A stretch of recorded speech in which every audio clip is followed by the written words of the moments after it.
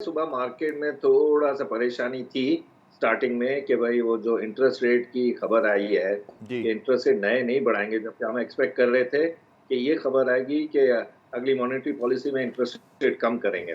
तो आईएमएफ ने शायद उसकी नफ़ी में जवाब दिया है, तो वो ज़रा मुश्किलात थी। लेकिन फिर मार्केट ने इसको एब्ज़ॉर्ब कर लिया क्योंकि आईएमएफ की इस दफ़ा की जो ट्रांशे के लिए $70 करोड़ की उसमें जो बॉडी लैंग्वेज है या उसमें जो डील है वो ऐसी लग रही है कि आईएमएफ को भी हमारे वर्किंग जो है सिस्टम की वो पसंद आ गई है।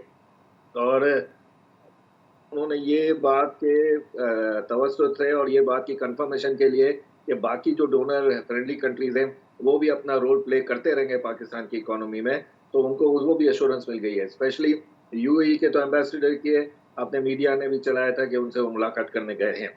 बिल्कुल। और डॉलर टू डॉलर की बात हुई है। लेकिन इसके फ़ौरन बाद जो एक और अच्छी खबर आएगी, वो आएगी $60 करोड़ जो चाइना से जैसे ही आईएमएफ की ये ट्रांच आएगी तो $60 करोड़ का एक और आपको प्लस मिलेगा। प्लस डॉलर रूपी की पैरिटी में कुछ रूपी में थोड़ी स्ट्रेंथ आई है, डॉलर थोड़ा वीक हुआ है। इसको भी बड़ा पॉज़िटिव लिया है हमारी मार्केट ने। अच्छा, ज़फ़र साहब, आईएमएफ ने बाकायदा तारीफ़ की है वज़ारत ख़ज़ाना की टीम की और कहा है कि तमाम मुआशी अहदाफ सर कर लिए और इन इन मुआशी चैलेंजेस को रखते हुए इनकी पॉलिसी बहुत बेहतर है और तमाम पॉलिसीज़ को अप्रूव किया है और ये जो तारीफ़ की है, ये तो हमने इससे इससे पहले कभी नहीं देखी। तो इस चीज़ को आप किस तनाजुर में देखते हैं? ये तो बड़ा पॉज़िटिव साइन है।